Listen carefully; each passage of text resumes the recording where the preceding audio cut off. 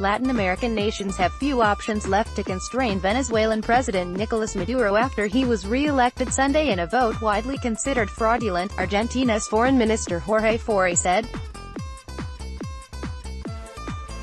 Financial sanctions by the so-called Lima Group would be of little use given the nation's limited economic ties with Venezuela, Faurie said in an interview Tuesday in Buenos Aires.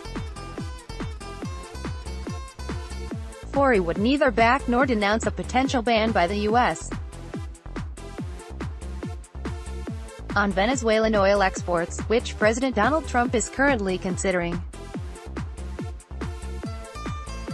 The Group of Lima refused to recognize Sunday's vote, after months of urging Maduro to delay elections. "We can impose maximum pressure on a dictatorship if you have the means to do so," Faurie, 66, said.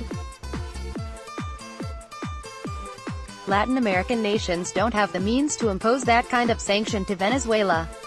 How Maduro won re-election in a beaten-down Venezuela, quick take the oil ban, is something that the government of the United States has to decide by themselves, he said. Isolated nation Venezuela is running out of friends. The U.S.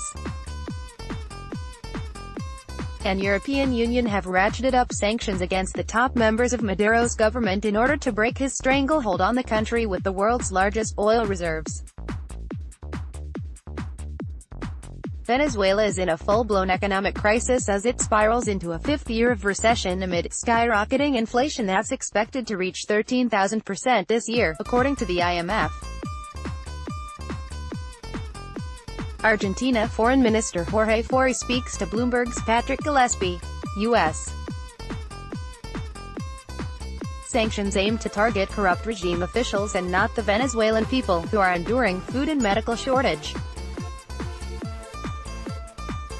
Still, it hasn't ruled out an oil ban, which would cut off Maduro's last source of foreign revenue and potentially worsen the humanitarian crisis.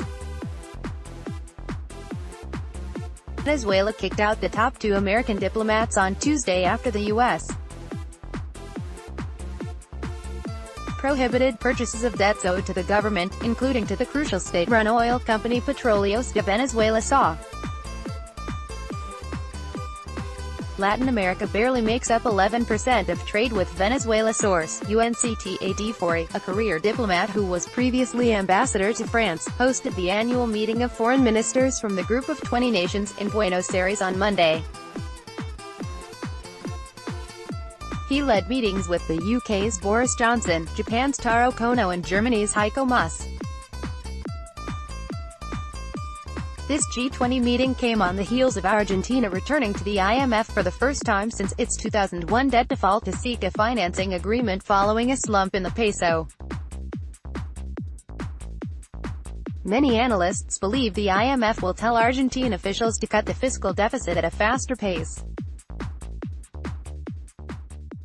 Faurie said Argentina should prioritize its infrastructure spending and hold back on increasing salaries for public employees, who often protest in Buenos Aires. On Tuesday, the city's subway shut down while train workers went on strike. "I think we will tend to give the restraint in spending in what we call normal expenditures for sustaining salaries or sustaining other expenditures, which are not investment," Faurie said.